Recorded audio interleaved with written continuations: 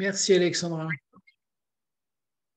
Bonsoir à tous et merci beaucoup de votre intérêt pour cette conférence de ce soir qui est proposée par les alumni de Sciences Po du Japon.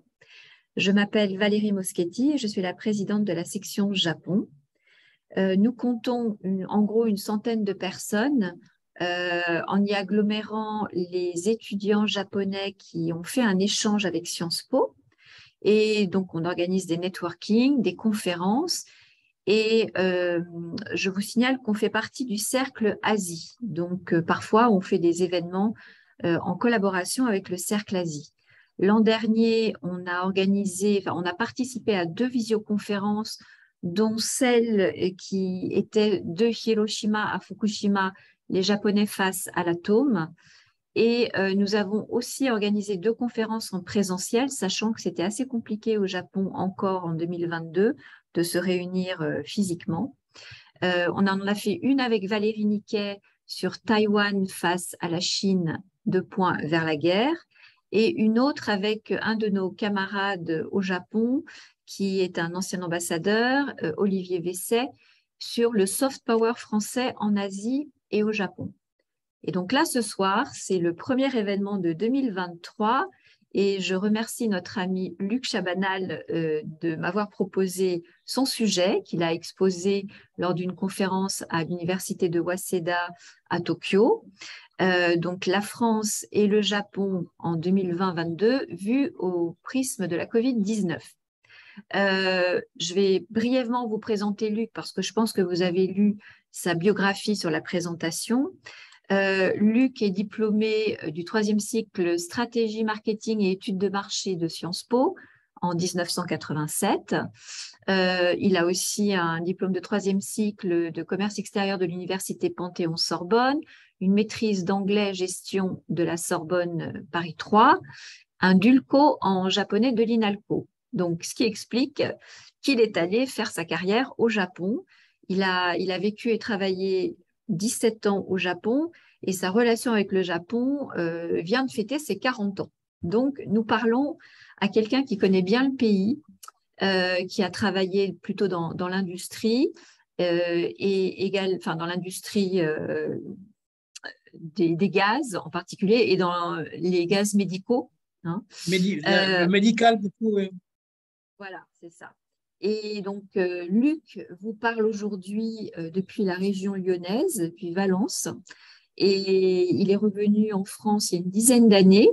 Et aujourd'hui, il travaille comme notamment interprète traducteur assermenté pour les tribunaux et pour l'Office français de l'immigration et de l'intégration en anglais et en japonais. Et il enseigne également les affaires japonaises à Sciences Po Lyon depuis 2018. Il siège comme jury à l'IAE Lyon 3 et il est en train de développer une activité de Non-Executive Director Advisory en Auvergne-Rhône-Alpes. Donc, Luc, je te laisse la parole maintenant et nous discuterons après si nos auditeurs ont des questions. À toi. Merci beaucoup Valérie et ça me fait plaisir de donner cette conférence sous ta houlette puisque ça fait assez longtemps que nous nous connaissons, bien sûr, quand j'étais actif à Tokyo et que tu étais déjà présidente des alumni Sciences Po là-bas. Et donc, je remercie déjà tous ceux qui sont là ce soir ou cet après-midi, selon qu'on est à Tokyo, ou au Japon ou en France.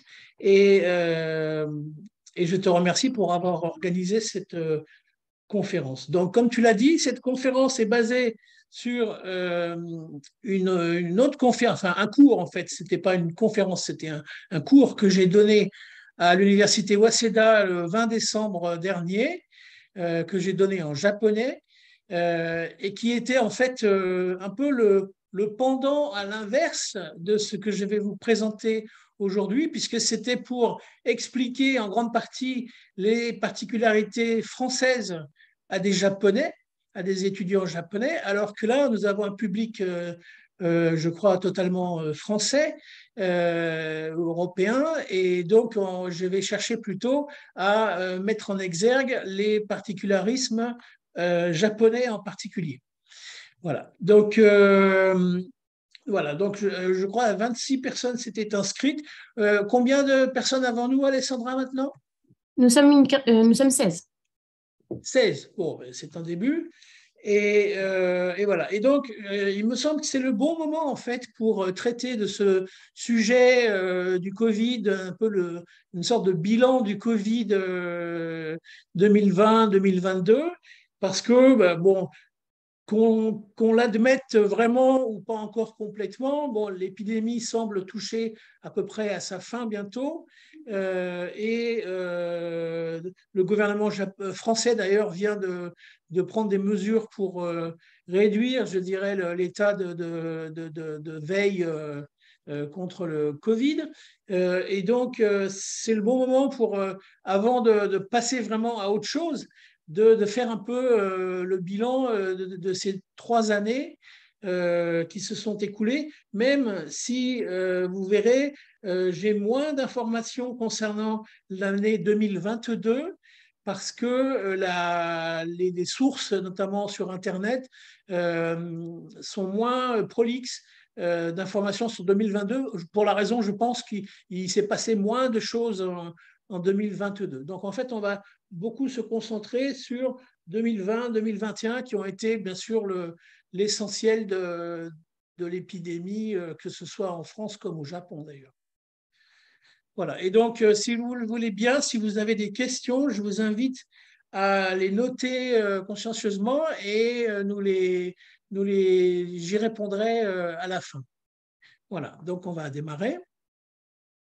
Alors, je fais de la place dans mon écran.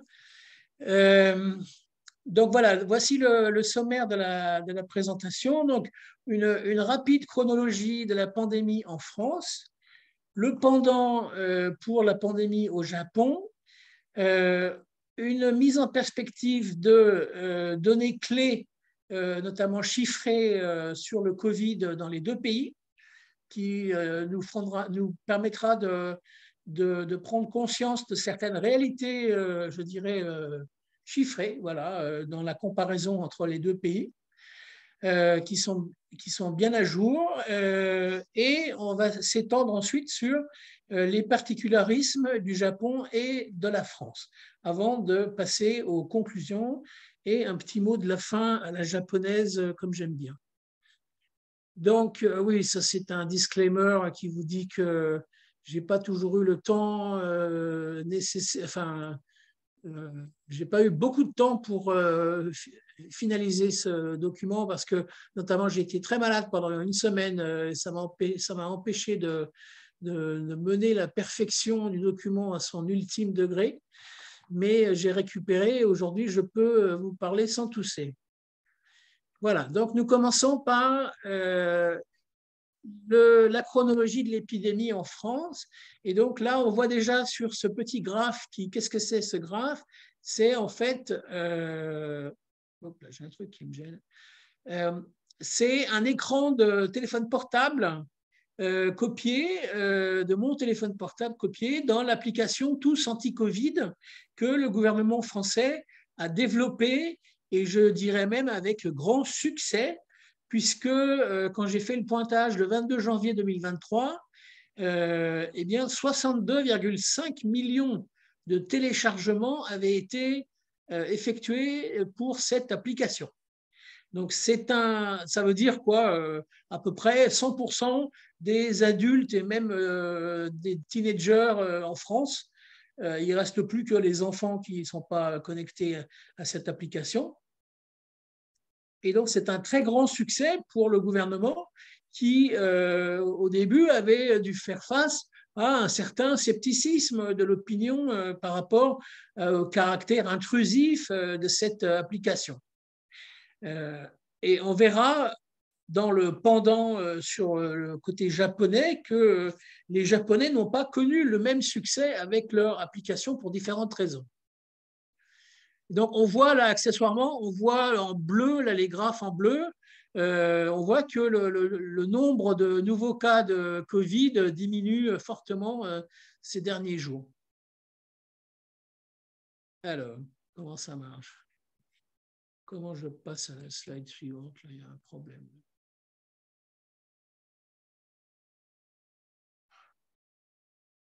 Alors, ça ne veut pas marcher. Qu'est-ce qu'il faut que je fasse? Ah bah, zut alors. Vous cherchez quoi, Luc? Je cherche à avancer mon slide, là, mais ça ne fonctionne pas. Alors, vous pouvez faire échappe. Échappe, c'est là.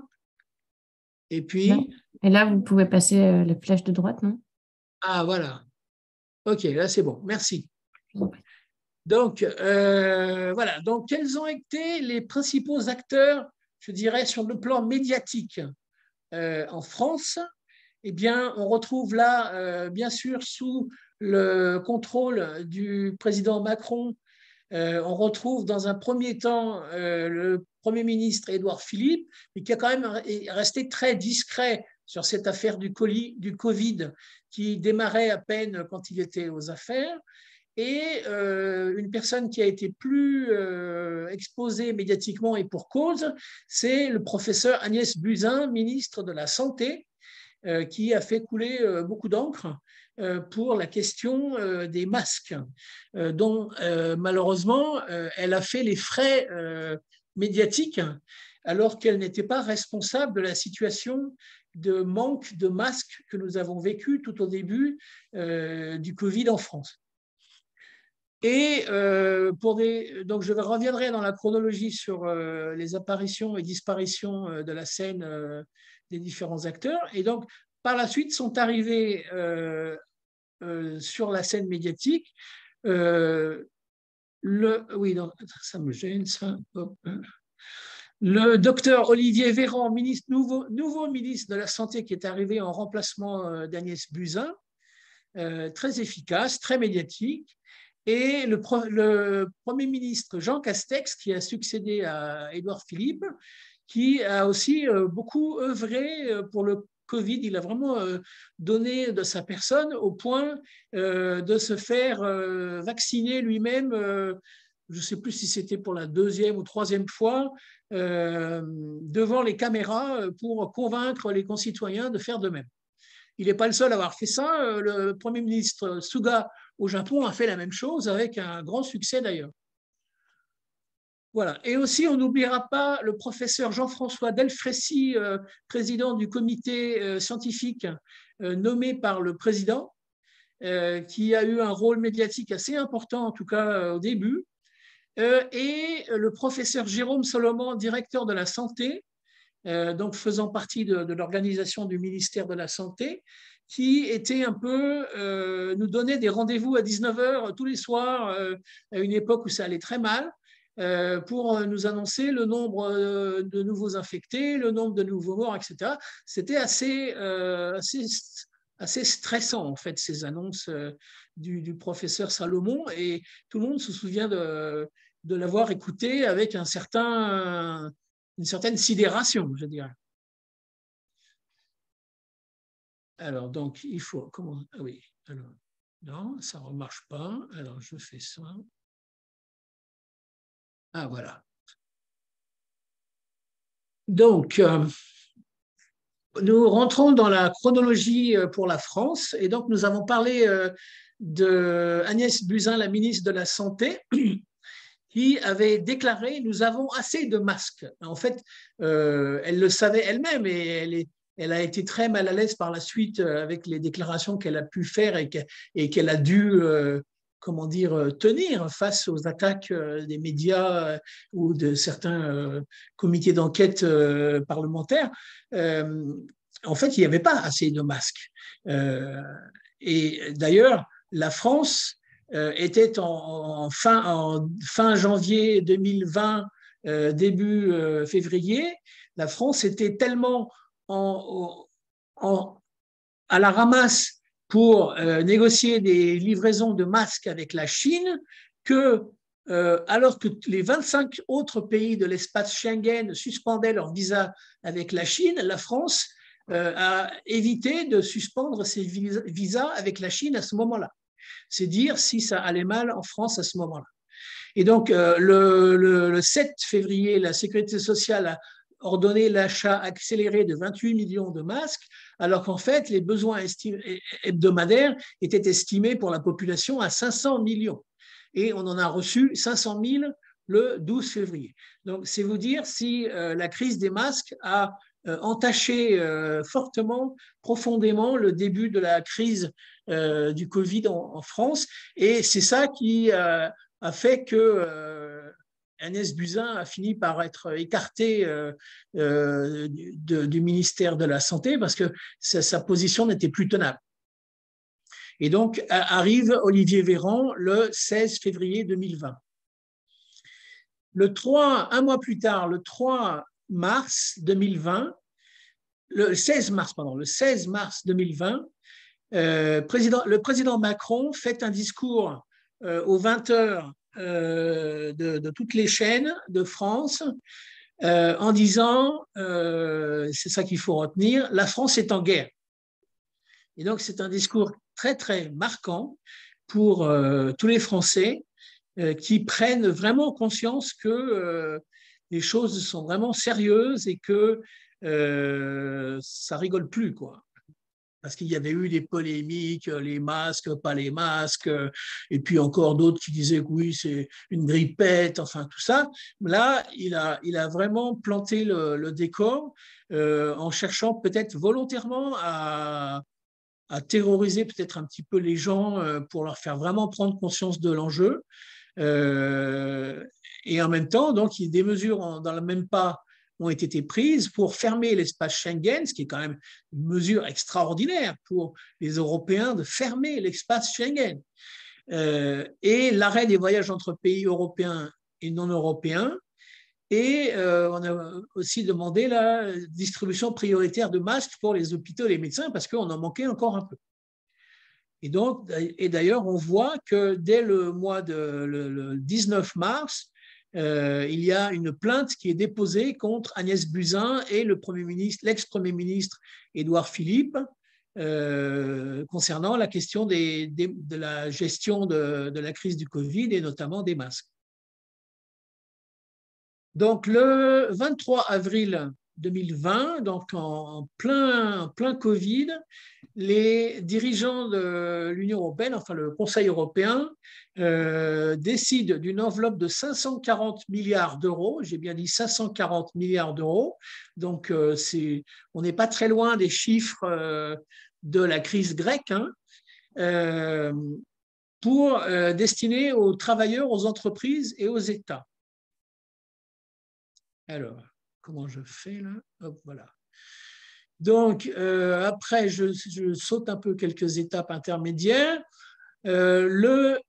Au mois de juillet de la même année, donc c'est-à-dire combien là, on est en avril, 20 avril, et là, on est au 20 juillet, donc c'est-à-dire 4 mois plus tard, donc 3 mois plus tard, il y a un nouveau package de relance, un plan de relance de 750 milliards d'euros cette fois, qui est de nouveau décidé par les dirigeants de l'Union européenne. Donc, on voit un peu l'ordre de grandeur des décisions de soutien économique qui sont prises pour éviter la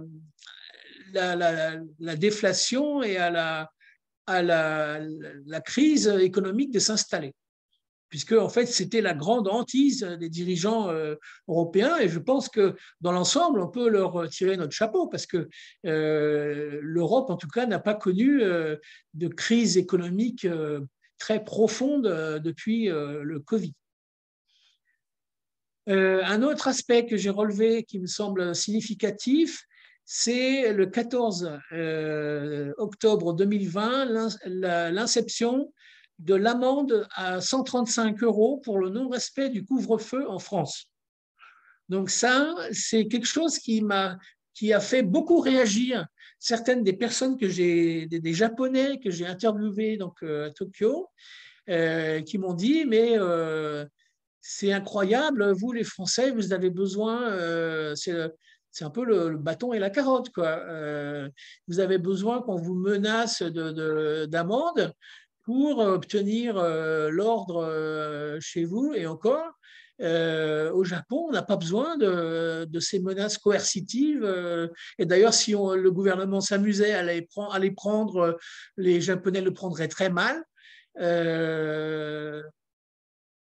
Donc, c'est quelque chose qui a assez marqué et un peu choqué, étonné en tout cas les Japonais que j'ai pu rencontrer. Le 29 janvier 2021, le Premier ministre Castex a annoncé que l'entrée et la sortie en dehors de l'UE sont interdites. Je ne sais plus exactement combien de temps ça a duré, mais donc on a eu un moment où les frontières de l'UE étaient fermées aux Japonais en particulier, au moins en tout cas à ceux qui ne sont pas résidents.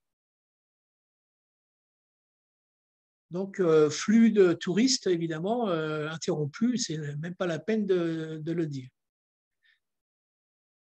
Hop, attendez, où est-ce que j'en suis? Voilà. Donc, on passe à juillet 2021, de nouveau une allocution du président Macron qui annonce de nouvelles mesures. Et là, ce que j'ai retenu parmi tout ce chapelet de mesures, le pass sanitaire a fait couler beaucoup d'encre en France, vous le savez. Et en même temps, ça a été une mesure vraiment, je crois, salutaire pour contrôler l'inflexion et la propagation de l'infection. Mais il faut bien se souvenir que au départ de l'idée du pass sanitaire, c'était, comme je l'ai écrit là, pour satisfaire aux demandes des lieux de loisirs et des lieux culturels, les musées, les cinémas, les théâtres, etc., qui souhaitaient voir revenir leurs visiteurs, mais qui voulaient les accueillir dans un contexte rassurant. Et donc, on a inventé ce pass sanitaire. Et c'est là que je mets, alors attendez, voilà, je mets en perspective les budgets de la culture en France et au Japon. Et bon, alors, c'est légèrement critiquable ces chiffres, je le sais, parce que ce sont les chiffres du côté Japon, c'est uniquement la part gouvernementale du budget de la culture. Ça ne prend pas en compte les budgets alloués par les jichitai, les entités territoriales, comme les préfectures ou les villes, etc. Mais enfin, on arrive quand même à un rapport de 1 à 20, 2% versus 0,1% entre la France et le Japon pour la part de la culture dans le budget total du pays. Donc, ça veut dire qu'en France, il y avait un enjeu économique à préserver en sauvant la culture, alors qu'au Japon, cet enjeu économique était vraiment faible. Voilà. Ensuite, dans le bas de cette page, nous sommes revenus sur cette page. J'insiste sur la politique de tests gratuits en France. Donc, on aura une page là-dessus un peu plus loin, mais j'annonce déjà la couleur. Au Japon, les tests antigéniques et PCR n'ont jamais été gratuits, sauf depuis peu dans certains endroits à l'initiative de collectivités territoriales comme la préfecture de Tokyo, par exemple, comme j'ai pu constater en janvier. Mais sinon, les tests n'ont jamais été gratuits et ils ont été parfois très, très chers. Moi, j'ai le chiffre de à peu près 33 000 yens pour un test PCR pour voyager, sortir du Japon. 33 000 yens, à la louche, ça fait environ 250 €. Donc, comparé à un test gratuit en France, si vous avez la carte vitale, ce sont des dépenses extrêmement élevées. Donc, dans certains cas, il ne faut pas s'étonner de constater que le ratio de tests au Japon a été plus faible, puisque les gens n'étaient pas incités à faire des tests puisque ça leur coûtait. Et que donc, oui, on a pu sous-estimer le nombre de cas nouveaux au Japon. Voilà. Alors, une dernière chose oui, concernant les manifestations contre le pass sanitaire qui ont attiré jusqu'à 240 000 personnes au mois d'août 2021. Donc, ça, c'est une manifestation, je dirais quand même assez bien française,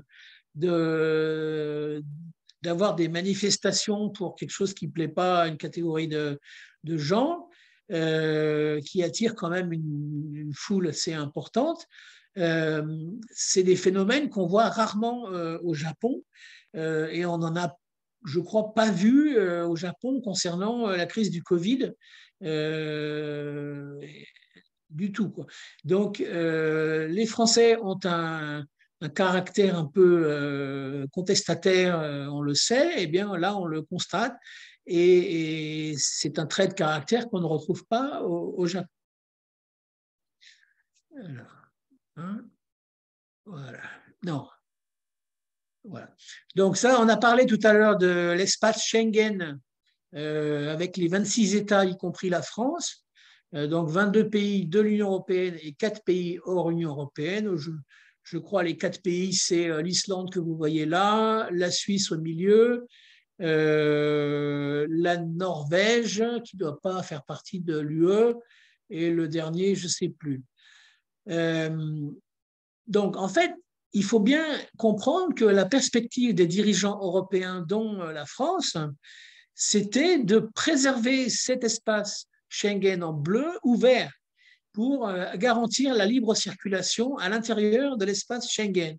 Alors que de son côté, là, à droite, le Japon, donc sur une distance de 1900 km de Wakkanai à l'île de Tanegashima où on tire les fusées, eh ben, il avait une entité territoriale unique sous son propre contrôle, sans avoir besoin de négocier avec qui que ce soit les conditions de passage des frontières, etc.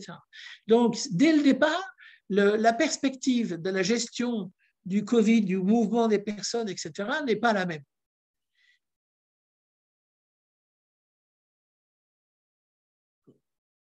Voilà. Donc, on a parlé du 16 mars 2020 avec cette allocution du président qui nous disait que nous étions en guerre.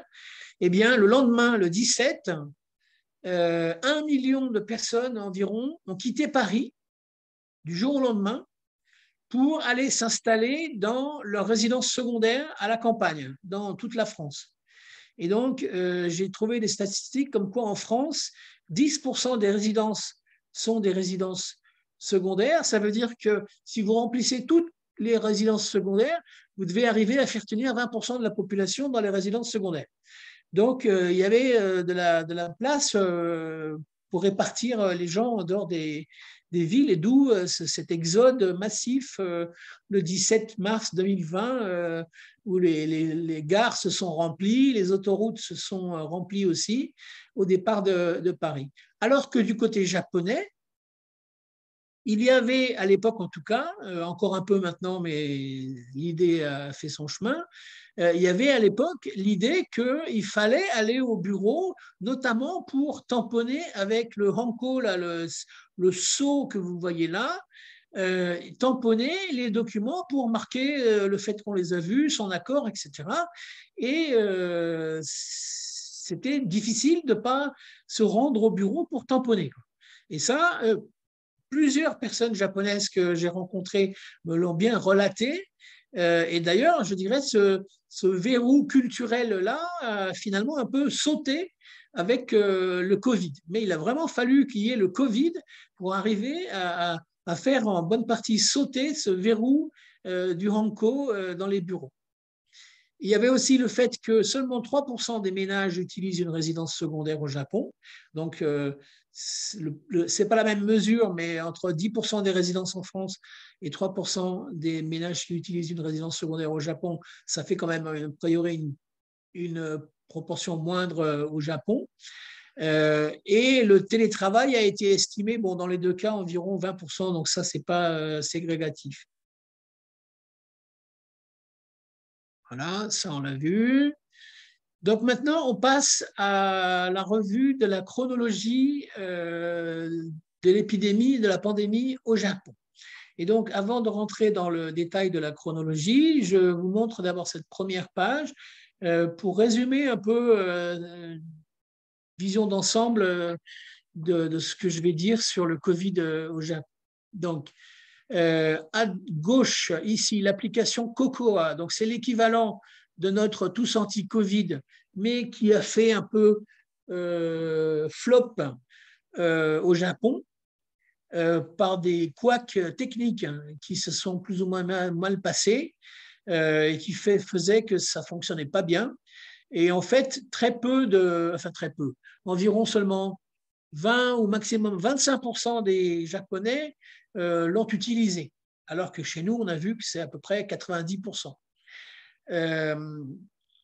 Et ça a fait là aussi couler beaucoup d'encre, de critiques sur le ministère de la Santé japonais qui était à l'initiative de la création de cette application Internet. Il m'a été dit que ça avait été des bureaucrates du MHLW, le ministère de la Santé, qui avaient défini le cahier des charges pour créer cette application, alors qu'ils n'étaient pas eux-mêmes informaticiens et que donc ils n'avaient pas su définir correctement le cahier des charges. Moi, je ne suis pas dedans, je ne peux pas confirmer ces affirmations, mais c'est bien possible. À droite de cette page, je vous montre une affichette du ministère de la Santé japonais qui reprend, vous le voyez ici, ce caractère Mitsu, qu'on voit ici dessiné au pinceau calligraphié au pinceau par un moine du temple Kiyomizu-dera à Kyoto, comme ils ont la tradition toutes les années de dessiner le kanji de l'année. Et en 2020, donc la première année du Covid, eh bien, ils ont choisi ce kanji de Mitsu qui veut dire en fait la concentration dans l'espace ou le fait d'être serré, etc., dans le métro, etc. Et donc, cette affichette vous invite à ne pas être dans un espace confiné. Ici, ne pas vous réunir nombreux, les uns sur les autres. Et là, Misetsu Basho, oui, c'est ça. C'est donc encore une fois, ne pas être dans un espace confiné, mais c'est une autre façon de le dire. Là, c'est un espace fermé, pardon. Pour le premier à gauche, c'est un espace fermé. Voilà. Donc, le gouvernement japonais a fait différentes choses, pas toutes avec le même succès, mais là, cette campagne d'affichage par affichette dans le lieu public a été un bon succès puisque les mesures recommandées par le gouvernement ont été très largement suivies. Et donc, après avoir regardé les acteurs de la crise en France, nous voici maintenant avec les acteurs de la crise au Japon.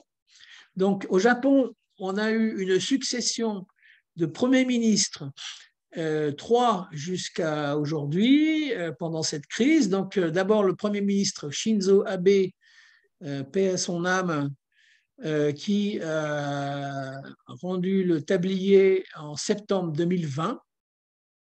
Ensuite, le Premier ministre Yoshihide Suga a, lui, œuvré entre septembre 2020 et octobre 2021, soit à peu près 1 an. Il a essuyé, je dirais, le plus gros des difficultés à digérer. Il a vraiment fait un travail de forçat, mais dont il n'a pas été crédité, je dirais, ou bénéficié, parce que l'opinion publique a surtout considéré les difficultés et pas le travail engagé. C'est dommage pour lui.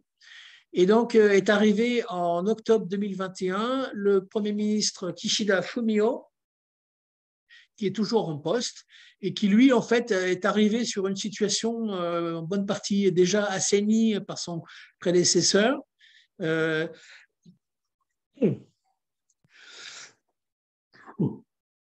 et qui s'est un peu contenté de continuer dans la même lancée. J'ai mis sur cette même ligne le ministre Taro Kono Taro, qui a eu différents postes à différentes époques, dont notamment le poste de ministre des Affaires étrangères, et qui s'est exprimé à pas mal de reprises pendant la crise du Covid, avec parfois des points de vue assez saillants. J'ai mis aussi la gouverneure de la préfecture de Tokyo, Yuriko Koike, dotée d'une énergie extraordinaire et qui a mené de main de maître la réponse à la crise sur la préfecture de Tokyo, et qui en fait a occupé un espace médiatique considérable, car elle challengeait régulièrement le gouvernement central, qui était parfois un peu apathique dans sa prise de décision insuffisamment rapide. Nous avons ici M. Shigeru Omi, pardon, c'est un O long, donc bureaucrate qui a expliqué des choses à la télévision, en bonne partie en l'absence de présence médiatique de celui-là, le ministre du ministère de la Santé, qu'on a très peu ou pas vu pendant cette crise du Covid. C'est assez étonnant quand même.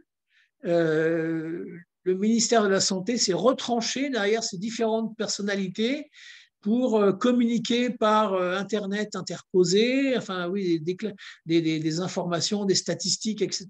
Oui, beaucoup, mais des exposés devant la nation, etc., très peu ou pas du tout.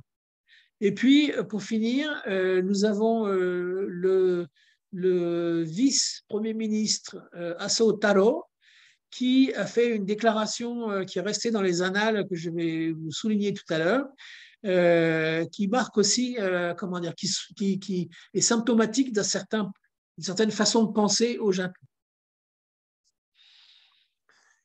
Donc, on passe en revue rapidement la chronologie au Japon.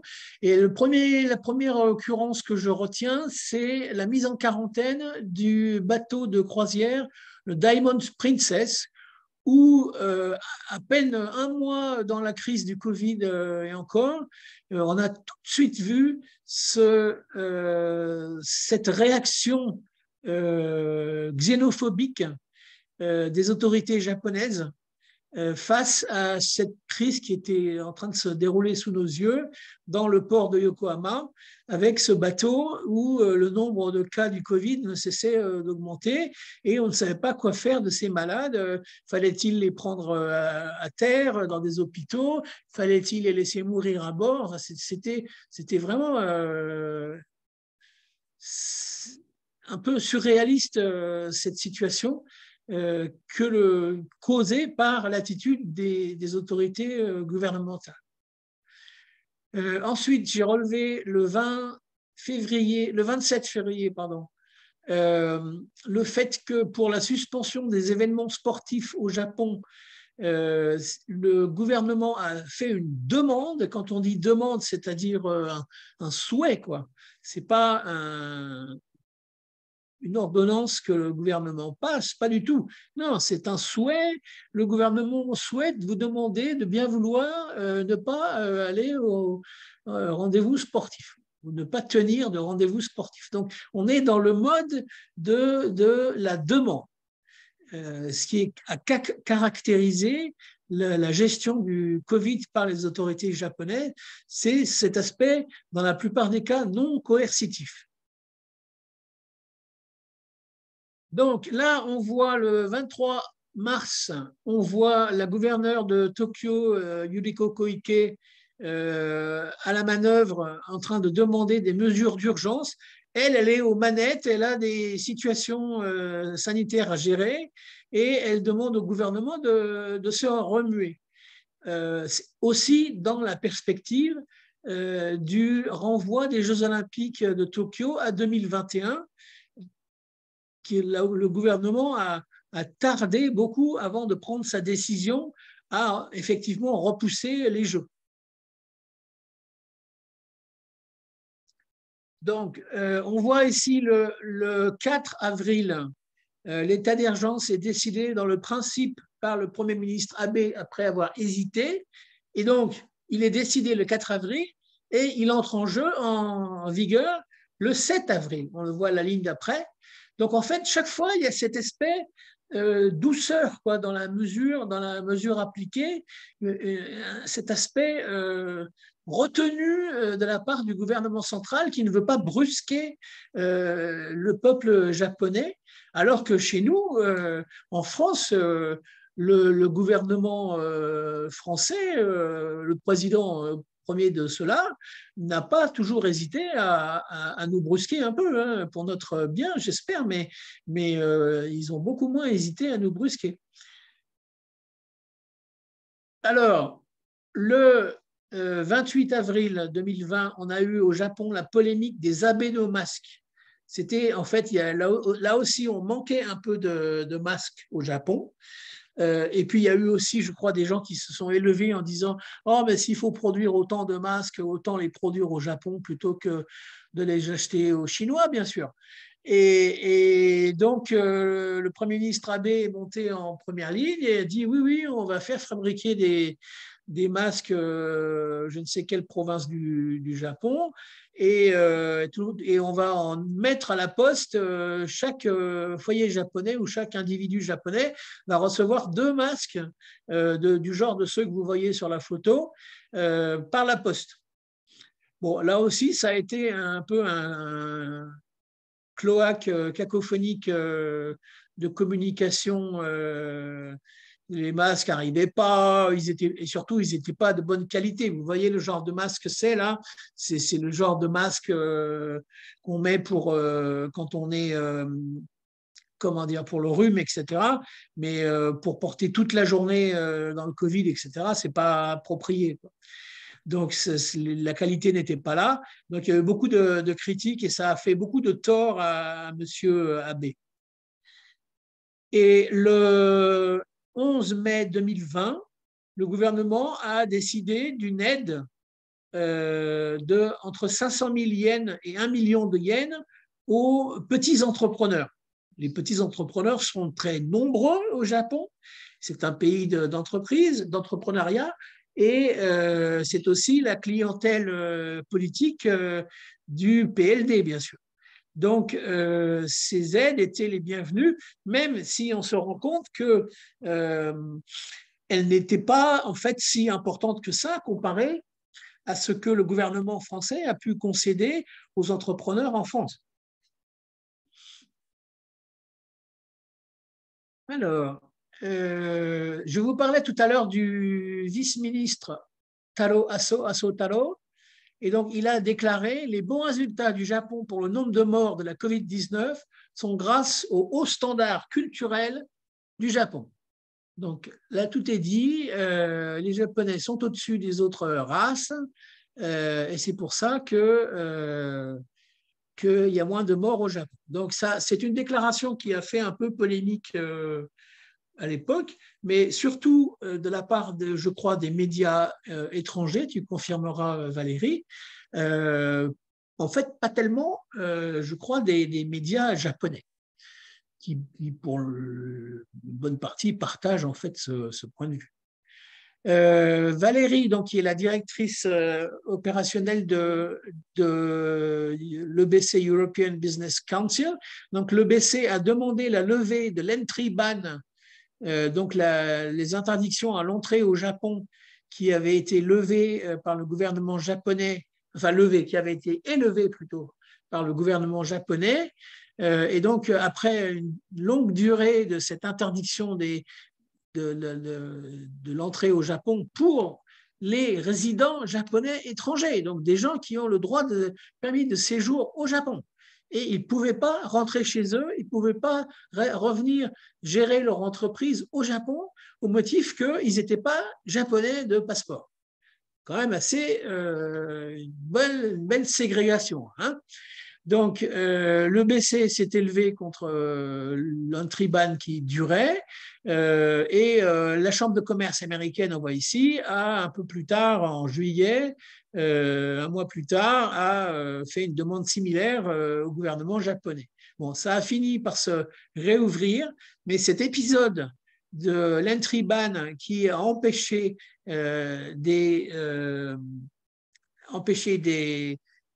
des personnes détentrices d'un permis de séjour au Japon de rentrer a laissé des marques dans la mémoire de cette population et des institutions qui les représentent, Chambre de commerce, etc. Il y a une certaine défiance qui a pu s'installer. Alors, défiance que peut-être nos institutions, EBC, CCJ et autres, travaillent à réduire, je n'en doute pas, mais qui est bien palpable. Donc, on voit encore Yuriko Koike de la préfecture de Tokyo, qui est largement réélue gouverneur de Tokyo, parce qu'en fait, elle a joué un peu le rôle en première ligne de la héroïne médiatique. Hein. Donc, elle a bénéficié de cet effet Covid pour sa réélection comme gouverneur, comme c'est souvent le cas en pareil cas. Oui. Voilà, on avance encore un peu dans l'année 2020-21. Donc, quelque chose que j'ai noté aussi, c'est en 21 novembre 2020, j'ai relevé que 20% des couples disent que leur relation s'est améliorée parce qu'ils avaient passé beaucoup de temps ensemble à la maison, puisqu'il ne fallait plus venir au bureau, on ne tamponnait plus le hanko au bureau, donc on travaillait de chez soi, avec les enfants dans les pattes, etc., la femme en train de faire la cuisine, etc. Et donc, 20% des couples ont dit que leur relation s'est améliorée. Alors, qu'est-ce que j'ai fait? J'ai regardé les statistiques de nouvelles naissances au Japon. Eh bien, vous serez déçus, aucun artefact dans les nouvelles naissances au Japon en 2021, puisqu'il faut un décalage de 9 mois, aucun artefact de naissance. Au contraire, la baisse de la natalité au Japon n'a fait que de continuer à se détériorer. Donc, les Japonais disent que leur relation s'est améliorée, mais pas de résultat. Alors, des remous au sujet du Go to Travel. Donc ça, le Go to Travel, c'était une campagne lancée par le gouvernement pour relancer un peu la demande de voyage intérieur suite à l'arrêt de l'apport des voyageurs étrangers, puisque on va le voir, il y avait environ 30 millions de voyageurs, de touristes au Japon étrangers en 2019. Et donc, du jour au lendemain, il y a eu quasiment 0 million de touristes au Japon. Et donc, l'industrie du voyage était à la peine. Et donc, le gouvernement a essayé de relancer les voyages à l'intérieur du Japon avec ce programme Go to Travel, avec des subventions pour faciliter les choses. Mais en fait, cette campagne est arrivée à un mauvais moment. Et on s'est rendu compte, a posteriori, que les voyageurs qui en avaient tiré parti avaient 2 fois plus de risques d'avoir des symptômes que les autres. Voilà. Le 29 janvier 2021, l'Union européenne interdit l'entrée aux Japonais non résidents. Donc, on dit bien non résidents, n'est-ce pas, Valérie? Alors, je parlais de Premier ministre Suga qui se faisait vacciner. Ben, vous voyez qu'une fois qu'il s'est fait vacciner, en public bien sûr, enfin devant la télévision, 63% des Japonais ont voulu l'imiter. Donc, toujours, l'effet grégaire au Japon marche très bien. Donc, ça a attiré un peu la vaccination. Un autre facteur, les spectateurs étrangers des Jeux Olympiques ne seront pas acceptés. Ça a été annoncé le 20 mars. Donc, là aussi, on stigmatise les spectateurs étrangers. Bon, on va avancer un peu parce que le temps passe.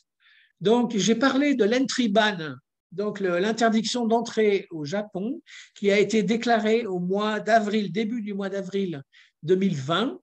et qui, sous différentes formes plus ou moins atténuées, a duré quand même jusqu'au 11 octobre 2022. Donc, c'est hier, hein, donc à peu près 2 ans et demi.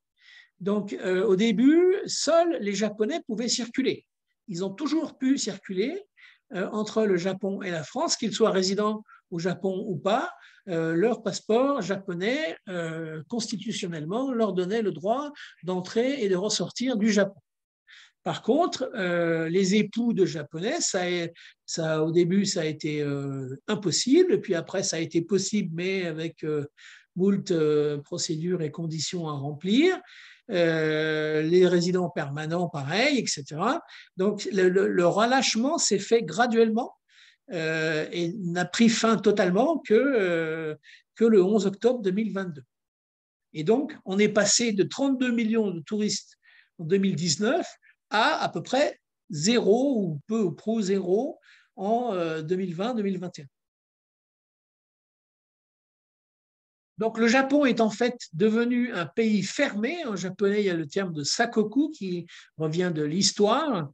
Ceci a été influencé par l'ethnocentrisme japonais et cela s'est transformé en méfiance envers les voyageurs et au final, n'est-ce pas, de la méfiance envers les étrangers en général. Et donc, moi, ça me rappelle, je suis tenté de citer l'expression Narita, l'aéroport de Narita, le nouveau Dejima. Et Dejima, qu'est-ce que c'était? C'était cette petite île artificielle à Nagasaki que j'ai visitée le 8 janvier de ce mois, où en fait c'était un comptoir commercial au départ portugais, puis repris par les Hollandais, et qui avait l'exclusivité du commerce extérieur avec le Japon, qui tolérait là la présence d'étrangers uniquement dans ce périmètre assez restreint, grand comme un terrain de foot à peu près, puisque je l'ai vu, et nulle part ailleurs dans tout le Japon. Donc, est-ce que Narita n'est pas devenu un nouveau Dejima? Bon, depuis que moi-même j'y suis retourné sans visa particulier en décembre, je peux vous rassurer en vous disant que non, mais quelque part dans la psychologie japonaise, il y a un cran qui s'est pris dans la direction d'une plus grande comment dire, méfiance, on va dire, vis-à-vis des étrangers en général. Donc, des données chiffrées pour les résultats de la crise du Covid en matière de résultats médicaux au Japon et en France. Donc, rapporté à la population, au Japon, 25% de la population a été infectée, contre 56% en France, c'est plus du double. Et la vaccination en France, au Japon, a démarré le 12 avril 21, alors qu'en France, elle a démarré à peu près 4 mois plus tôt. Oui, un peu moins de 4 mois plus tôt. Il y a une raison que je vais souligner pour le décalage dans le temps de la vaccination. On va en parler. Donc, le nombre de personnes vaccinées complet, c'est-à-dire au moins 3 fois, au Japon, 68%, en France, 79%. L'écart s'est resserré, mais les Japonais restent en dessous, en partie parce qu'il y a au Japon un certain appréhension par rapport au vaccin qui demeure. Moi, je connais des personnes qui ne souhaitent pas se faire vacciner de la 4e dose, par exemple. Ils ont été obligés, pour voyager, de faire la 2e, la 3e, etc. La 4e, ce n'est pas indispensable. On ne la fait pas, c'est plus sûr. C'est un point de vue qui se discute. Et donc, ce qui m'importe le plus en termes de statistiques, ce sont les personnes décédées. Donc, au Japon, 64 000, contre en France, 160 000, on va dire. Et donc, qu'est-ce que ça fait? Ça fait rapporter à 1 million de population. Au Japon, 512 personnes décédées, contre en France, 2350.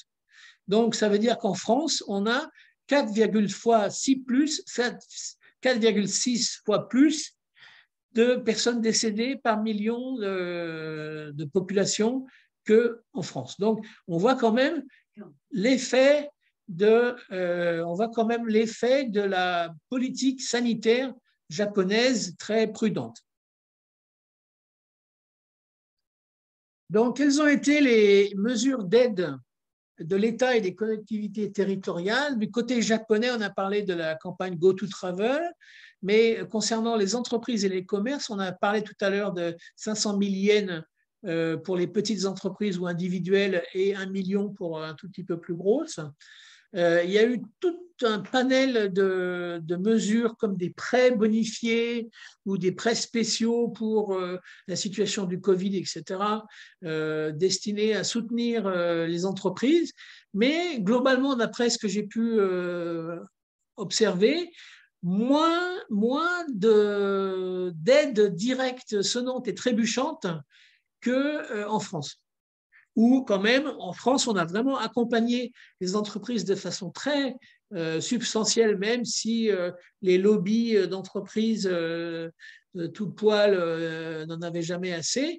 On a quand même fait des choses comme rembourser 20% du chiffre d'affaires précédent avant Covid à des restaurants, des choses comme ça, pour leur permettre de payer leurs charges fixes, loyers et autres, sans qu'ils fassent faillite. Donc 20% du chiffre d'affaires, c'est quand même considérable. Au Japon, ce n'est pas allé aussi loin que ça, mais d'un autre côté, la crise économique induite par le Covid n'a pas été aussi forte au Japon. Donc finalement, l'un dans l'autre, le gouvernement, on peut dire japonais, a appliqué la mesure qui convenait pour la situation de l'économie japonaise. À souligner aussi le versement de 100 000 yens par individu résident au Japon. Je dis bien résident, donc ça concerne aussi les étrangers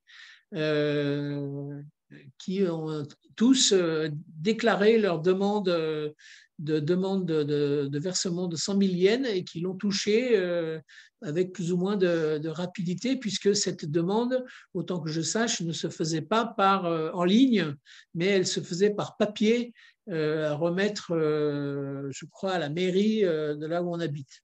Donc, il y a eu des délais importants dans le versement de ces aides, alors que du côté français, l'organisation du gouvernement était, moi je dirais de ce point de vue-là, parfaite, parce que personnellement, j'ai bénéficié d'aides pour mon entreprise individuelle qui me permet de facturer mes prestations d'interprétation. Et vous connectiez sur le site des impôts français, vous alliez à la bonne page, vous remplissiez une paire de chiffres qu'on vous demandait pour justifier votre demande, et 2 jours après, vous étiez viré de la somme correspondante. C'était extrêmement efficace. Voilà. Donc là, on voit les différentes affichettes que j'ai pu collecter du gouvernement, du ministère de la Santé japonais, version anglaise. Donc avec, vous voyez, ces injonctions, éviter les 3C, les espaces fermés, les espaces où il y a trop de monde, et les espaces où il y a des contacts proches, etc. Lavez-vous les mains, les manières pour tousser, etc. Donc, le MHLW, le ministère de la Santé, a vraiment fait un travail d'éducation des Japonais qui a vraiment porté ses fruits. Donc, d'un côté, au Japon, on a une habitude pour porter le masque dans la population générale qui a fait que l'observance du port du masque a été constatée à environ 97%. Moi, je serais même tenté de dire plus, mais bon, c'est la statistique que j'ai trouvée. Et puis aussi, il y a cette habitude de ne pas avoir de contact physique entre les gens, ne pas se serrer les mains, etc. On se salue le jigi à distance. Bon, c'est pas comme ça qu'on va s'infecter, c'est sûr. Alors que du côté français, ou je dirais même européen, eh bien, dans nos habitudes, nous avons l'embrassade. On voit ici Emmanuel Macron avec Angela Merkel. Et là, je crois, c'est avec le professeur Delfrécy pendant le Covid et ils se tiennent la main, quoi. Donc, c'est dans nos gènes, nous, latins, de nous toucher comme ça. Et ça contribue malheureusement au résultat de l'épidémie. Donc, on a parlé des tests payants et puis gratuits au Japon. Donc, je disais, oui, jusqu'à 30 000 yens pour un test PCR, donc environ 250 €. Ça a longtemps été comme ça. Et depuis quelque temps, à Tokyo en tout cas, c'est gratuit. Et là, vous voyez cette pharmacie qui affiche une grande affiche pour inciter les gens à venir se faire tester chez eux. C'est gratuit et il n'y a même pas besoin de rendez-vous. Alors que du côté français, eh bien donc, les tests étaient gratuits dès le départ, sur présentation de la carte vitale. Il y a eu des abus de ces tests. Certains se sont fait tester trop souvent parce qu'ils ne voulaient pas se faire vacciner, mais ils voulaient quand même savoir s'ils n'étaient pas infectés, etc. Bon, du coup, à un certain moment dans le temps, le gouvernement a dit, bon, allez, on rend les tests payants, mais ça n'a pas duré. Et donc, si on met en perspective les caractéristiques japonaises d'un côté, françaises de l'autre, dans cette gestion de la crise du Covid, on voit que d'un côté, les gouvernements locaux, territoriaux au Japon détiennent en fait une bonne partie du pouvoir. On pense en particulier à Tokyo, à Osaka. Le gouverneur de Osaka, à un certain moment, a pris sa place aussi dans le concert médiatique. Ces gouverneurs font face aussi à la lenteur du processus décisionnel du gouvernement central. Donc, il y a un peu un système à deux vitesses entre les gouvernements territoriaux qui sont à la manœuvre et qui sont prêts à décider des choses d'ampleur. On l'a vu pour Tokyo, il y a eu des très fortes mesures budgétaires qui ont été prises à Tokyo pour bénéficier à la population de la préfecture, qui cause aussi d'ailleurs une certaine inégalité pour les citoyens japonais entre les préfectures très riches comme Tokyo, où il y a de l'argent pour mettre en place des mesures sociales complémentaires à celles du gouvernement central, et puis les préfectures de province, etc., retirées, où le gouvernement n'a pas d'argent pour mettre en place de telles mesures. Et de son côté, à cause du dogme libéral soutenu par le PLD, les mesures de soutien qui ont été apportées par le gouvernement central n'ont pas vraiment suffisamment répondu aux attentes du public, ce qui a causé une chute forte de la popularité du gouvernement et qui a été en fait à la cause de la chute du Premier ministre Suga, qui était arrivé à des abîmes de popularité à la fin de son mandat, alors qu'il a fait un énorme travail. Et on a vu aussi du côté japonais un ethnocentrisme, comme nous disons à Sciences Po Lyon, un ethnocentrisme sous-jacent et un certain isolement du Japon sur la scène internationale, dans la gestion de ses frontières, etc. Alors que du côté français, eh bien, on a vraiment ressenti l'État centralisé français, le régime fort présidentiel, on peut dire, et la prise de décision rapide et centralisée par les différents acteurs que je vous ai présentés tout à l'heure. Les Français sont habitués à l'État-providence et ils veulent plus de soutien, ils ont réclamé plus de soutien welfare de la part de l'État. Et là, l'État a répondu. L'État a été au rendez-vous de ces demandes de soutien social de la part de l'État. Et en même temps, chose qui n'existe pas au Japon, la France était en consultation permanente avec les autres membres de l'Union européenne pour la gestion de ses frontières, etc., ou même pour se consulter au sujet de la gestion de la crise du Covid, pour se coordonner. Donc, chose qui n'existe pas au Japon, donc un paramètre qui est à prendre en compte en France et qui n'était pas à prendre en compte au Japon. Et encore une fois, l'un des grands objectifs de nos dirigeants était au maximum de garder les frontières ouvertes autant que possible. Et donc, on a parlé de l'amende à 135 €, mais je le rappelle parce que ça fait vraiment partie d'une chose symptomatique qui s'est passée ici.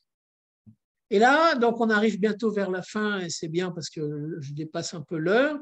Là, c'est le résumé des conclusions que j'ai tirées de mes entretiens que j'ai conduits à Tokyo entre décembre dernier et le début de ce mois, avec 6 hommes d'affaires interviewés, 4 diplomates et 4 universitaires.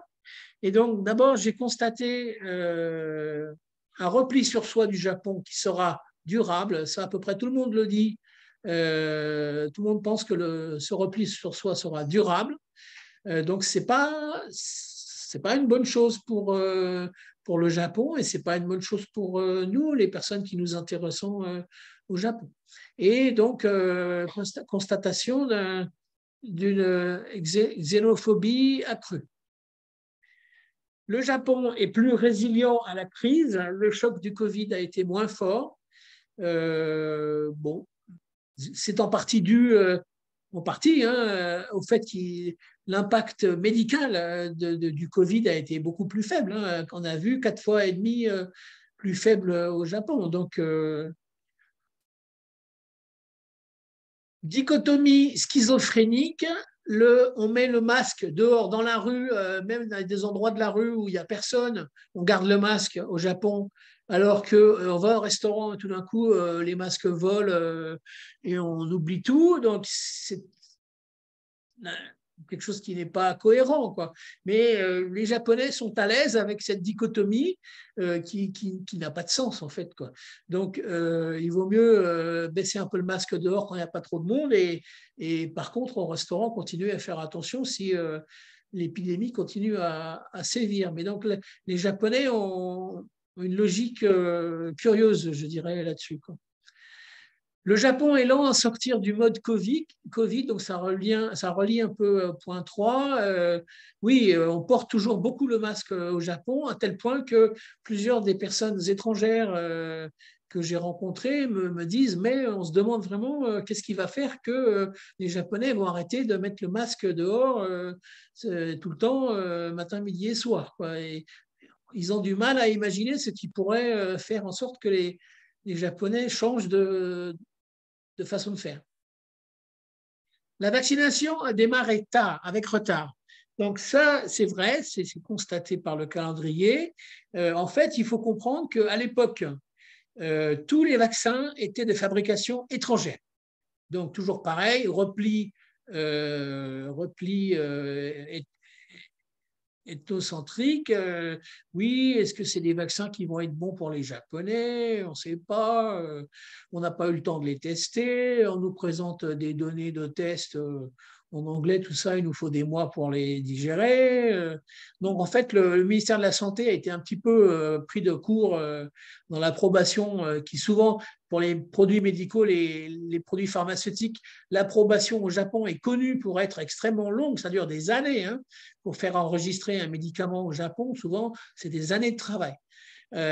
Et donc, ils ont été forcés de faire un peu des shortcuts dans leur approbation des vaccins, l'approbation clinique, j'entends. Et en fait, comment ils s'y sont pris? Ils se sont dit, écoutez, on va attendre un petit peu de voir comment ça se passe aux États-Unis, en Europe, avec ces vaccins américains pour l'essentiel. Et s'il n'y a pas trop de mouches qui tombent au sol, on dira que c'est bon. C'est ce qui s'est passé, heureusement. Mais il y avait vraiment cette anxiété de la part des autorités japonaises de voir s'il n'y aurait pas des hordes de morts causées par les vaccins, quoi. Et donc, ils n'auraient pas pris dans ce cas-là. Donc, ils ont fait un peu, ils ont joué au cochon d'Inde avec les patients européens et américains pour attendre un peu, voir le résultat clinique des vaccins en réel, dans l'utilisation réelle. Le Covid, c'était la panique et à l'inverse, le Japon a bien géré. Donc là, j'ai vu les deux opinions extrêmes opposées. Certains me disant oui, oui, les Japonais ont complètement paniqué, c'était le chaos, etc. Et d'autres, bon, je dirais des gens qui sont peut-être un peu acquis à la cause du Japon parce qu'ils habitent depuis très longtemps là-bas et qu'ils resteront là-bas, etc. Mais qui sont de l'avis que bah, finalement les Japonais ont très bien géré, qu'il n'y a pas eu beaucoup de morts et tout. Et c'est vrai, les résultats cliniques, encore une fois, le démontrent. Donc c'est un peu difficile de se faire une religion entre les deux aspects sur ce point-là. L'État japonais a surtout fait des recommandations, elles ont été suivies. Donc ça, je pense que vous l'avez noté depuis que je l'ai martelé. L'État japonais n'a guère fait de déclarations péremptoires et de mise en demeure à la population. Et quand il l'a fait, il a annoncé à l'avance qu'il allait le faire. Enfin bon, c'est très empoulé avec des gants blancs et tout. Donc ça, c'est quelque chose de vraiment caractéristique de la gestion de la crise par le Japon, c'est ce côté recommandation qui ont été vraiment suivies par la population. Ça, c'est quelque chose qu'en France, on ne peut pas imaginer. Un gouvernement en France qui fait des recommandations et qui vous dit « S'il vous plaît, je vous demande de bien vouloir faire comme ci et pas faire comme ça », on lui rit au nez, quoi. Donc, c'est pour ça qu'en France, on a des amendes à 135 €. Donc, c'est culturel, contexte culturel différent. Et donc, ça fonctionne au Japon, ça ne fonctionnerait pas en France. Le téléwork, comme on dit au Japon, c'est-à-dire le télétravail, va durer maintenant. Il s'est installé dans le paysage économique japonais et il est parti pour durer parce que les Japonais y ont goûté et ils apprécient de ne plus se lever à 6h30 le matin pour arriver à 9h dans les trains bondés dans leur bureau et de pouvoir travailler comme nous le faisons maintenant avec le Zoom, etc. Quelqu'un m'a dit les Japonais sont heureux d'avoir été enfermés. Donc, ça rejoint cette idée d'ethnocentrisme. Hein, ils ont été mis à l'abri de toute cette vilaine crise qui venait de l'étranger par leur gouvernement bienveillant. Donc, ils sont heureux d'avoir été enfermés. Je vous livre cette déclaration, ce commentaire comme il est. Et le dernier point, donc, c'est 10 ans de bulle d'insouciance avant la catastrophe. Ça n'a pas complètement lien directement avec le Covid uniquement, mais une ou deux personnes m'ont fait remarquer que, eh bien, on parlait tout à l'heure de natalité, etc. Bon, le Japon continue à se dépeupler, toujours pas d'ouverture sur l'immigration pour remplacer la main-d'œuvre, etc. Et donc, dans 10 ans, la machine économique japonaise va se casser parce qu'il n'y aura plus assez de main-d'œuvre pour assurer le service à la japonaise qu'on aime tous tant. Avec beaucoup de main-d'œuvre incluse et de main-d'œuvre compétente et compétente en langue japonaise et compétente en culture japonaise, etc. Et elle va faire défaut, cette main-d'œuvre. Voilà. Et donc, allez, on va rapidement glisser sur les conclusions qui sont un petit peu plus ou moins les mêmes choses que ça. Donc, le gouvernement a été lent et hésitant à prendre de grandes décisions. La plupart des décisions ont été mises en œuvre avec succès, on l'a dit. Les résultats médicaux de l'épidémie au Japon sont bien supérieurs. Mesures drastiques comme la fermeture des frontières. Et certaines des mesures au Japon ont une réminiscence d'ethnocentrisme, ostracisme. Voilà. Et donc, comme le disait le chairman de Kyocera, M. Inamori Kazuo, en tant qu'humain, qu'est-ce qui est juste? Et donc, en tant que politicien, y a-t-il une décision facile? Qu'est-ce qui est juste de faire en tant que politicien? Les hommes politiques japonais n'avaient-ils pas incessamment à l'esprit le fait que le Japon a une forte proportion de personnes âgées? Je pense que dans leur ethnocentrisme ou renfermement accentué, certainement la forte population de personnes âgées a influé sur le point de vue des politiciens japonais qu'on a beaucoup critiqués. Mais ne faut-il pas voir dans cette crise comme un destin commun plutôt que comme des crises isolées dans chaque pays. Voilà. Peut-être une invitation au Japon à se réouvrir vers l'étranger que nous représentons. Voilà, donc j'ai fini. Si vous voulez poser des questions, je vais arrêter le Zoom, enfin la projection. Comment ça se passe? Voilà. Merci beaucoup, Luc. Donc, est-ce que quelqu'un a des questions à poser à Luc?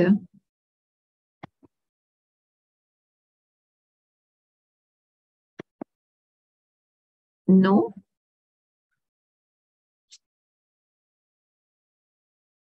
Tu veux me lancer une question, Valérie? Écoute, je voulais peut-être rebondir sur le fait que quand tu as parlé des Japonais qui sont heureux d'avoir été enfermés, je pense que ça rejoint peut-être une situation qui était déjà existante, à savoir comment dire, les jeunes qui d'habitude sont des personnes qui ont des projets pour visiter beaucoup de pays à l'étranger, comme on voit en France. On remarque que beaucoup de jeunes Japonais, déjà depuis plusieurs années avant le Covid, euh, hésitent à aller étudier à l'étranger. Et par exemple, il y a une étude qui a été faite à Harvard et qui comparait le nombre d'étudiants étrangers entre les Japonais, les Coréens et les Chinois. Et bien sûr, le nombre le plus faible, c'était le nombre des Japonais. Alors, bon, il y a plusieurs paramètres qui peuvent expliquer le fait que les jeunes Japonais hésitent à aller étudier à l'étranger, notamment le fait que pour l'embauche dans les sociétés japonaises, c'est assez normé et on n'a pas vraiment besoin d'aller étudier à l'étranger pour avoir un grand diplôme pour se faire embaucher dans une société japonaise. Donc, voilà, c'est pas seulement la peur de l'étranger, mais on constate quand même que beaucoup de jeunes apprécient le confort qu'ils ont au Japon. Et alors que l'étranger est quand même présenté souvent comme un endroit où il y a de la violence, du crime, et donc au Japon, c'est beaucoup plus facile de vivre. Donc, quand tu disais que les Japonais sont heureux d'avoir été enfermés, je pense que c'est un sentiment qui préexistait déjà et qui n'a été que renforcé. D'accord.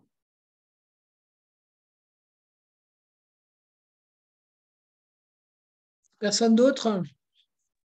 Moi, je voulais, Florence Moretti, bonjour, vous m'entendez? Oui. D'abord, merci pour cet exposé très, très intéressant.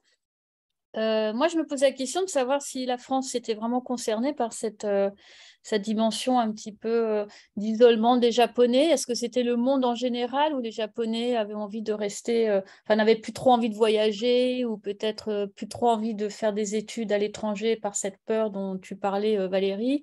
Ou est-ce que la France, elle sort un peu de ça, de ce schéma-là, ou c'est vraiment général à tous les pays, cette peur, hein, Je crois que c'est très accentué au Japon, comme disait Valérie, de façon plus générale. Mais là, par rapport au Covid et la sortie du Covid, les industriels du tourisme entre la France et le Japon, par exemple, ou l'Europe et le Japon, constatent que les flux de touristes japonais n'ont toujours pas repris.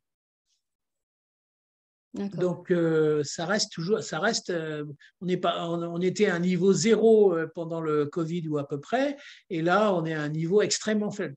Donc, c'est un peu comme le syndrome du masque dont je parlais tout à l'heure. Ça va prendre du temps, je crois. Combien de temps, je ne peux pas vous dire. Ça va prendre du temps. Et est-ce qu'il y aura un jour un facteur déclenchant pour faire qu'en sorte que tout d'un coup, de façon un peu massive, ça reprenne? Je ne sais pas.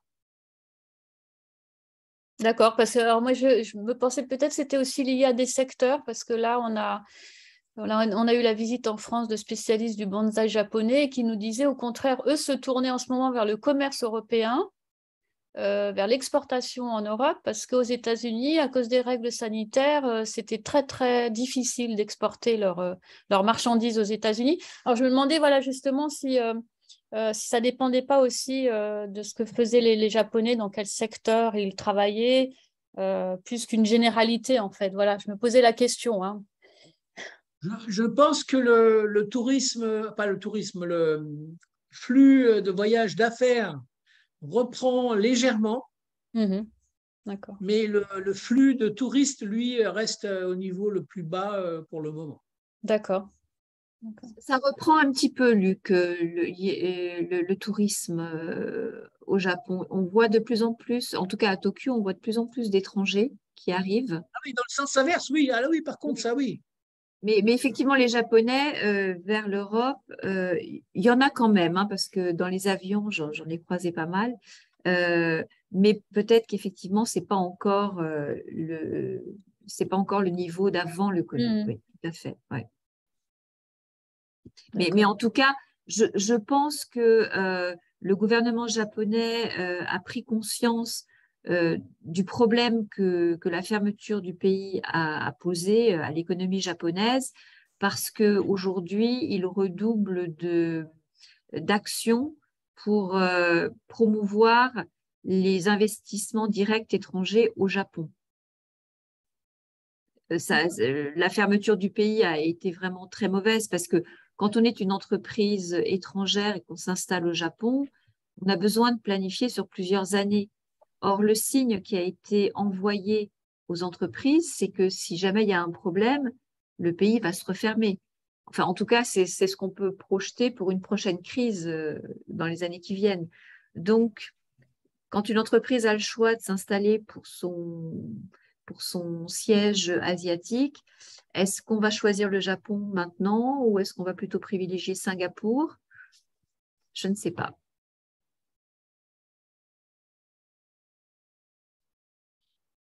Est-ce qu'il y a d'autres questions? Alors, il y a des personnes qui ont laissé des observations sur le chat. On a Émile, mais qui est retourné au travail. Et je ne sais pas si Anouk, vous pouvez prendre la parole. Est-ce que vous pouvez ou pas? Oui, bien Oui. sûr, oui, je Bonsoir, peux. Anouk. Est-ce que vous m'entendez? Oui, très bien. Alors, j'ai juste écrit une petite question. Déjà, merci beaucoup pour votre présentation, c'était très intéressant. Et j'ai simplement écrit je me posais la question si en termes de lien social, la forte adhésion au télétravail était plutôt négatif pour les Japonais, parce qu'en France, j'avais vraiment l'impression que dès que c'était réouvert, tout le monde retournait au travail, notamment pour retrouver du lien social. Parce que j'ai l'impression que le travail, c'est quand même un espace de sociabilisation important. Est-ce que c'est aussi le cas au Japon? Et dans ce cas-là, est-ce que il y a des risques à cette adhésion au télétravail? Bon, de toute façon, le télétravail, dans les statistiques que j'ai pu évoquer avec les personnes que j'ai rencontrées, en fait, il ne dépasse pas 20-30% dans la plupart des cas, hein. Donc, c'est quand même encore pas la majorité, d'une part. D'autre part, n'oubliez pas que comment dire, la réalité du fait de travailler pour quelqu'un qui habite dans la banlieue lointaine de Tokyo, c'est 1 heure et demie de train aller simple pour aller à son travail et pareil au retour le soir. Donc, pour ces personnes-là qui ont la possibilité, pour certaines, faisant partie d'entreprises importantes, de télétravailler, c'est une amélioration de leur qualité de vie très significative, d'où une adhésion assez forte à ce mode de vie pour ceux qui ont pu en bénéficier, qui ne sont pas la majorité, encore une fois, parce qu'il y a au Japon un tissu industriel de PME très important et une grande partie de ces PME fonctionnent encore à l'ère du fax, ne sait pas ce que c'est que l'Internet, etc. Et ils n'ont pas pu bénéficier des avantages du télétravail de la cause, de la force. Je pense D'accord? effectivement, Luc, je pense que là, tu abordes une question intéressante. Allô? C'est que tu nous entends? Oui, là, j'entends. Les PME, ce ne sont pas celles qui ont offert le télétravail à leurs employés, hein. C'est vraiment les grandes sociétés qui ont mis en place toute une infrastructure pour permettre le télétravail. Et encore, le télétravail, pas forcément tous les jours de la semaine, hein, quelques jours par semaine. Donc, je pense que c'est assez limité au total. Mais c'est comme en France aussi, hein. Je pense que la plupart des personnes qui ont eu le télétravail comme possibilité, elles apprécient quand même de se rencontrer de temps à autre. Mais quand on travaille dans des conditions difficiles et qu'en plus on a, comme dit Luc, 2 heures de trajet pour venir au bureau, bon, parfois c'est quand même agréable de rester chez soi. Et je dirais que le problème du télétravail au Japon, c'est que les appartements sont souvent très petits. Et donc, même si on a la possibilité de télétravailler, il y a beaucoup de gens qui préfèrent venir au bureau. Voilà, donc c'est assez compliqué. Mais en tout cas, moi, ce que je peux vous dire, c'est qu'en allant au bureau le matin et en retournant chez moi le soir, le métro est toujours plein. Donc, je ne sais pas où sont les gens qui télétravaillent, mais je pense qu'il n'y en a pas énormément et que ce n'est pas tous les jours. Oui, il n'y en a pas tant que ça. Ouais, il n'y en a pas tant que ça. Mais en tout cas, ça a été un progrès parce qu'il y a beaucoup plus de webinaires, il y a beaucoup plus de réunions, de visioconférences dans les bureaux avec les Japonais, ce qui avant était beaucoup moins le cas. Et aussi, attends, qu'est-ce que je voulais dire?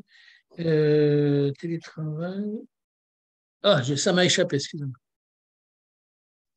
J'avais une dernière Bon, question. J'avais juste une oui, une dernière dernière question. Mais peut-être ça m'a échappé. Est-ce que tout était fermé comme chez nous? Tous les lieux publics étaient fermés ou la vie était normale en fait finalement au Japon? La vie était normale à cette différence près que les restaurants étaient fermés pendant une petite période. Ensuite, ils ont réouvert à midi, mais le soir, ils fermaient beaucoup plus tôt. Mais en fait, on n'a pas du tout eu les mêmes restrictions qu'en France avec le confinement à la maison. Non, pas du tout.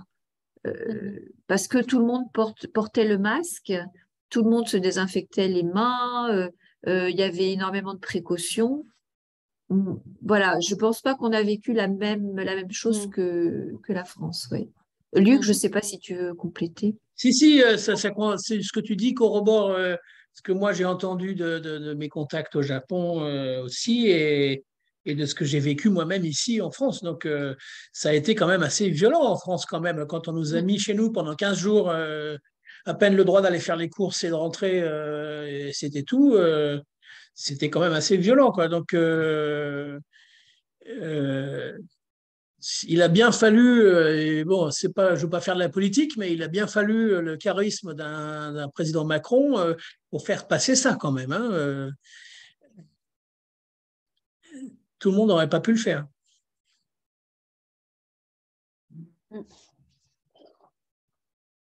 Merci. Bien, ben écoutez, s'il n'y a pas d'autres questions, on va clôturer cette conférence. Je remercie toutes les personnes qui ont écouté jusqu'au bout, et les autres aussi d'ailleurs, et j'espère que ça vous a tous intéressés et apporté quelques éléments de réflexion et de connaissance aussi par rapport à la situation au Japon. Peut-être que ce sera une situation à suivre, puisque ce n'est pas encore complètement terminé. Donc, peut-être que tu pourras revenir au Japon pour faire une conclusion après. Ben, j'espère pas trop conclure 3 fois sur ce dossier. Ça voudrait dire que la crise perdure. Donc, c'est pas ce que je souhaite, bien sûr. Mais... En tout cas, écoute, merci beaucoup, Luc, pour cet exposé très intéressant. J'espère que nous aurons l'occasion de reproposer un webinaire entre la France et le Japon. C'est toujours intéressant d'avoir des participants des deux côtés à 8 heures d'intervalle. Et puis, pour ceux qui sont au Japon, j'espère que nous pourrons organiser bientôt une conférence en personne. Donc, je vous attends, j'espère, bientôt. Et je vous remercie tous d'avoir participé à ce webinaire. Et encore merci à Luc. Merci beaucoup, Luc. Merci Valérie. Au revoir.